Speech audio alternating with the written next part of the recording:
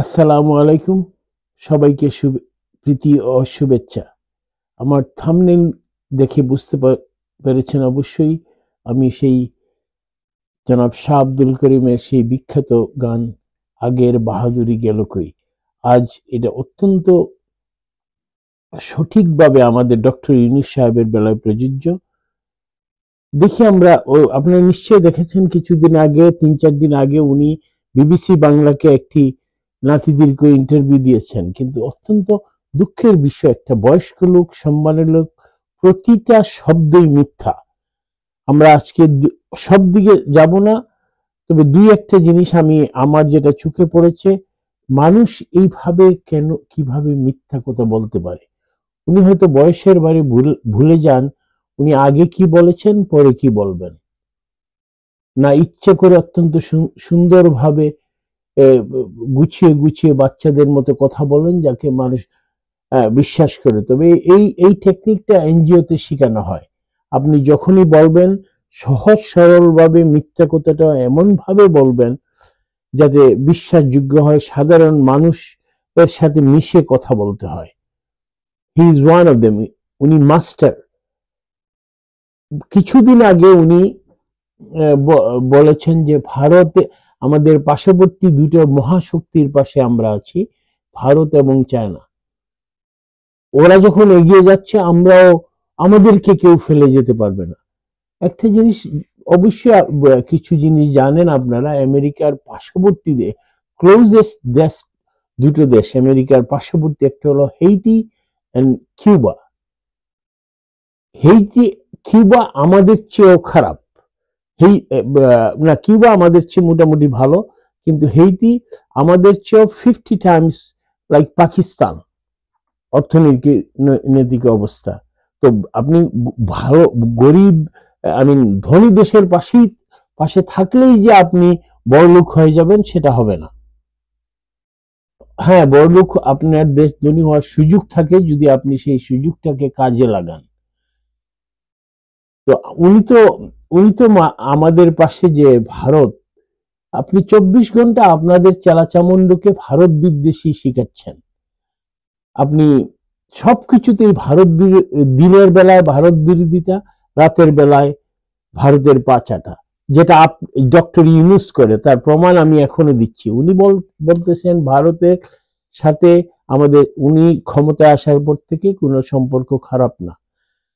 In fact উনারা এখন নতুন শব্দ বাইর করেছেন, চুকে চোখ রেখে কথা বলা। আমি কি প্রেম করবো এখানে? চুকে চুক কি বুঝাতে চাচ্ছেন জানি না আমরা। সীমান্ত তো আরো বেশি হত্যা হচ্ছে। শেখ হাসিনার সময় তো লাস্ট অন্তত তাড়াতাড়ি পেয়ে যেত। আপনি তাদের সীমান্ত প্রবেশ করবেন অবৈধভাবে, যেখানে রাত্রে কারফিউ থাকে, আপনাকে থামতে বলে, আপনি থামবেন না, তার property, then he will shoot. এটা দুনিয়া সব জায়গায়, ইভেন কি আমেরিকায় আপনি যদি কারো প্রাইভেট প্রপার্টিতে ঢুকেন, সাইন থাকে no ট্রান্সপাসিং and landowner or property owner has right to shoot you। সেটা বাংলাদেশেও আপনার প্রাইভেট প্রপার্টিতে আরেকজন ঢুকতে পারে না পারমিশন ছাড়া। তো এইগুলো হলো উনাদের কথা। তো আমরা একটু দেখি উনি আগামী দুই একটা স্ট্যাটিস্টিক্স দেই। শেখ হাসিনা ভারতকে ল্যান্ড ট্রানজিট খুবই সামান্য দিয়েছেন, কারণ আমাদের সেই রাস্তার ইনফ্রাস্ট্রাকচারটা খুবই খারাপ, প্লাস সিকিউরিটির ব্যাপার অনেক কিছু, তাই উনি পুরোপুরি কোনো ট্রানজিট দেন নাই। কিন্তু ডক্টর ইউনূস পুরোপুরি রাজি, উনি নেপালকে দিতে রাজি আছেন, সেভেন সিস্টারকে, সবাই। এটা দেশ বিক্রি হয় না। আচ্ছা, দ্বিতীয় জিনিস দেখেন, উনি আমাদের পোর্টগুলা খুলে দিতে যাচ্ছেন সেভেন সিস্টারের জন্য। তো পার্থক্যটা কি? ভারত বিরোধিতা, হ্যাঁ ভারত বিরোধিতা হলো মুখে, এই ফটকা টাউট বাটপার হুজুর করবে, কথায় কথায় ভারত বিরোধিতা বলে সবাই আমরা ইজ্জতের সাথে। কিসের ইজ্জত? শেখ হাসিনা ক্ষমতার থেকে যাওয়ার পর আমাদের সাথে, ভারতের সাথে আমাদের 17% ইম্পোর্ট বেড়েছে, 17%। আপনি খবর নিয়ে দেখেন, পৃথিবীর কোন দেশ কেউ 1 টাকাও সাহায্য দেয় নাই, বন্ধ করে দিয়েছে। উনি বলেন উনার বন্ধু ইউরোপে, সুইজারল্যান্ডে যেদিন গেছেন পরের দিন সাহায্য বন্ধ, আমেরিকা কোনো টাকাই দিচ্ছে না, IMF তাদের পেমেন্ট দেয় নাই, ওয়ার্ল্ড ব্যাংক রিভিউ করতেছে। তো কোথায় আপনার সেই আপনার আপনি বিশ্বের বরেণ্য ব্যক্তি? আসলে তো সব ভুয়া, আপনি মিথ্যা কথা বলেন, তার প্রমাণ আমি দিচ্ছি আরো। আপনি বললেন ভারতের সাথে একটু মেঘ কি বললেন দেখি, ভারতের সাথে মাঝখানে কিছু দ্বন্দ্ব দেখা দিয়েছে। বিবিসির প্রশ্ন, গণ অভ্যুত্থানের পর থেকে ভারতের সাথে বাংলাদেশের সম্পর্কের অবনতি দেখা গেছে, এই দুই দেশ সম্পর্ক এখন কোথায়? খুবই ভালো, আমাদের ইউনূস সাহেব বলতেছেন খুবই ভালো, আমাদের সম্পর্কের কোনো অবনতি হয় নাই। আমি যেভাবে ব্যাখ্যা করে এসেছি, আমাদের সম্পর্ক সবসময় ভালো থাকবে, এখনো আছে, ভবিষ্যতেও থাকবে। চিন্তা করেন এই লোকগুলো, ওর অপদেষ্টাগুলা 24 ঘন্টা ভারতের বিরুদ্ধে কথা বলে। ভারত ইসলামের যেমন 5টি স্তম্ভ, এখন ওরা সাসপেন্ড করে, শুধু মুসলমান হতে হলে শুধু ভারতের বিরুদ্ধে বলতে হবে, দেন আপনি ভেস্ত আপনার নাজির। একটা ভিডিও দেখলাম গতকালকে রমজানের উপলক্ষে, কোথায় পিরোজপুর কোন জায়গায় হুজুররা মাইকিং করতেছে, রমজানের দোকান খোলা রাখা যাবে না, সেটা নিয়ে কোয়েশ্চেন আছে। এটা বাজার স্থানীয় প্রশাসন কিভাবে রমজানে দোকান নিয়ন্ত্রিত হবে সেটা, আবার অনেক লোক আছে নন মুসলিম, তাদের কি ব্যবস্থা, কিন্তু হুজুররা বলতেছে এটা দিল্লি না, এটা গুজরাট না, এটা কলকাতা না। এটা আপনার রোজার সাথে দিল্লি কলকাতা কোথেকে আসলো? এই অশিক্ষিতের বাচ্চারা, বাঙালিরা বিদেশে কাজ করে, অন্যান্য আমেরিকা ইউরোপ সব জায়গায়, ওরা যদি ওদের খ্রিস্টান ছুটির দিন আমার বাঙালিকে খাইতে না দে কি করবি? এরা অর্থনীতি, একটা জিনিস দেবে, এরা অর্থনীতি নিয়ে কোনো কথা বলে না, আর আমরা পুরোপুরি নন মুসলিমের উপরে অর্থনীতি নিয়ে ডিপেন্ডেন্ট। এখন এই ভারতীয় ব্যাপারে দেখেন, উনি 180 ডিগ্রি ইউটার্ন, ভারত ছাড়া চলবে না, ভারত বাংলাদেশের সম্পর্কে ভালো না থেকে উপায় নেই, আমাদের সম্পর্ক ঘনিষ্ঠ, আমরা একে পরস্পরের উপর নির্ভরশীল। ভারত তো তা বলে না। কিছুদিন আগে জয়শঙ্কর বলেছেন চয়েস ইজ ইয়ার্স, আমাদের তৌফিক সাহেবকে বলেছেন আপনারা যদি সন্ত্রাসের দিকে যেতে চান, ইটস ইয়োর চয়েস, অর আপনি যদি ভদ্র সমাজে আসতে চান আসতে পারেন, মানে পাকিস্তানকে ফেলে আসতে হবে। কিন্তু উনি কি বলতেছেন এখন? খেলার নাম বাবাজি। উনি বলছেন না, ভারতের সাথে আমাদের সম্পর্ক খুবই উন্নত। কিছু মাঝে মধ্যে কিছু দ্বন্দ্ব দেখা দিয়েছে, আমি বলেছি মেঘ দেখা দিয়েছে, উনি বলতেছেন মেঘ কেটে গেছে, আমরা এখন, ওরা আসতেছে আমরা যাচ্ছি, দ্যাটস ইট। কারণ কাকু আপনি তো ভারত ছাড়া বাঁচতে পারবেন না। দেখেন, উনি ক্ষমতা গ্রহণের আগেই জুলাই মাসে ভারতে ভারত কি বলেছিলেন, ভিডিওটা দেখেন। From an Indian standpoint, since I'm here in New Delhi, could it not have a regional spillover? Very much. That's what I've been talking to every single interview that I gave. If you destabilize Bangladesh, it will spill over all around Bangladesh, including Myanmar and Seven Sisters and West Bengal, everywhere. That's why I was very happy that Mamata Banerjee came out with the statement that will open door, because he has to accept those people who are coming out of Bangladesh. Because if it continued months and months, this is what exactly happened. Then not only they will spill over, they will bring their anger to all these places where they go, and they will make those their places to attack Bangladesh. Unless Bangladesh is a democratically run country, peaceful country, nobody will be in peace. If Bangladesh is in trouble, everybody will be in trouble. চিন্তা করেন, উনি বলেছেন উনি জানেনই না ছাত্র, উনি directly, হি ওয়াজ directly involve, প্রতিটি কথা উনার রাজনীতি বলেন, অর্থনীতি বলেন, সবকিছুতে উনি মিথ্যা কথা বলেন। আপনি কত মিথ্যা চেক দিবেন? উনার জন্য ফ্যাক্ট চেক অন্তত 100টা কোম্পানি লাগবে, উনার প্রতিটি ওয়ার্ড উনি মিথ্যা বলেন, সকালে কি বলেন বিকালে আরেকটা বলেন, আর আমাদের দেশে সেই চোর আমলাগুলা উপদেষ্টাগুলা হা হা করে বৈশা। আরেকটি জিনিস দেখেন, এখানে আইন শৃঙ্খলা নিয়ে কত বড় বাটপারি। এখানে আইন শৃঙ্খলা নিয়ে বিবিসির প্রশ্ন ছিল যে আইন শৃঙ্খলা দিন দিন খারাপ হচ্ছে, উনি বলেন না, আইন শৃঙ্খলা তো আগের চেয়ে অনেক ভালো। আপনি বলেন, আপনি বাংলাদেশে থাকেন, আপনি আইন শৃঙ্খলা ভালো? রাস্তায় ঘর থেকে বেরানো যায় না, চাকু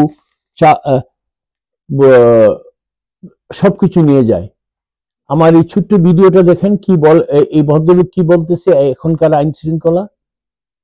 একটা ম্যাচও জিতার দরকার নাই, পদ্মা, মেঘনা, যমুনা, কর্ণফুলী কোনো ব্রিজেরই দরকার নাই, বাংলাদেশে নতুন করে কোনো মেট্রো রেলেরও দরকার নাই, কোনো ধরনের উন্নতিরই দরকার নাই। এখন আমাকে দরকার নিরাপত্তার। করোনার সময় বাসা থেকে বাইরে হইলে পুলিশ পিড়াইতো, এখন বাসা থেকে বাইরে হইলে ছিনতাইকারী পিডায় না, কোপায়। আরে ভাই, সন্ধ্যার পরে বাসা থেকে বাইরমু, মোবাইল আর মানি ব্যাগ তো পরের হিসাব, এই শরীরটা লইয়া বাইরিতে টেনশন হয়। আশেপাশে ধর্ষণ, ভাই নিরাপত্তাটা আমাকে দেন ভাই। বাংলাদেশ ক্রিকেট টিমের একটা ম্যাচও জিতার দরকার নাই, পদ্মা, মেঘনা, যমুনা, কর্ণফুলী কোনো ব্রিজেরই দরকার নাই, বাংলাদেশে নতুন করে কোনো মেট্রো রেলেরও দরকার নাই, কোনো ধরনের উন্নতিরই দরকার নাই। এখন আমাকে দরকার নিরাপত্তার। করোনার সময় বাসা থেকে বাইরে হইলে পুলিশ পিড়াইতো, এখন বাসা থেকে বাইরে হইলে ছিনতাইকারী পিডায় না, কোপায়। আরে ভাই, সন্ধ্যার পরে বাসা থেকে বাইরমু, মোবাইল আর মানি ব্যাগ তো পরের হিসাব, এই শরীরটা লইয়া বাইরিতে টেনশন হয়। আশেপাশে ধর্ষণ, ভাই নিরাপত্তাটা আমাকে দেখলেন। আর উনি বলতেছেন অপরাধের পরিমাণ মোটেই বাড়েনি। উনাকে প্রশ্ন করা হলো 32 নম্বর বঙ্গবন্ধুর বাড়ি ভাঙ্গা হলো, এর সাথে আরো শত শত আওয়ামী লীগ নেতাদের। উনি কি আনসারটা দিলেন? হ্যাঁ, পুলিশ আগের মতো মনোবল নাই, কারণ পুলিশ ভয় পায়। পুলিশ কেন ভয় পাবে? কারণ আপনারা পুলিশ মেরেছেন। আপনার সমন্বয়ক, আপনার নেতারা পরিষ্কার বলেছে যে পুলিশকে যদি আমরা হত্যা না করতাম, আপনি বলেছেন, আপনি because you are the financier of this জঙ্গি হামলা, আপনি পুলিশ হত্যা করেছেন। এখন আপনি বাংলাদেশ যদি পুলিশ ঠিক না হয়, বাংলাদেশ কোনো কিছুই হবে না। পুলিশ একটা স্তম্ভ যে কোনো দেশের। আপনি বলেন অপরাধ বাড়ে, আপনি কোথায় দেখেন ভাই? where do you live? একটা লোক ঘর থেকে বেরোলে তার শরীর নিয়ে চিন্তা। সে বলছে forget wallet, forget forget the phone. মানুষের কোনো জীবনের নিরাপত্তা নাই। আপনি বলেন অপরাধ মোটেই বাড়েনি। This is what you are, mister Yunus. ছাত্রদের রাজনীতি নিয়ে কথা, দল গঠন নিয়ে উনি ফ্রান্সে ইন্টারভিউতে বলেছেন, আমাদের কাছে আছে ইন্টারভিউটা, যে ছাত্রদেরকে উনি বলেছেন দল গঠন করতে। এখন বলেন না ওরা করেছে, আমি কোনো সহায়তা করতেছি না, কিন্তু ডিসিরা বাস সাপ্লাই দিয়েছে। তো এই মিথ্যুক ভদ্রলোককে আপনি কতগুলো কারেকশন করবেন?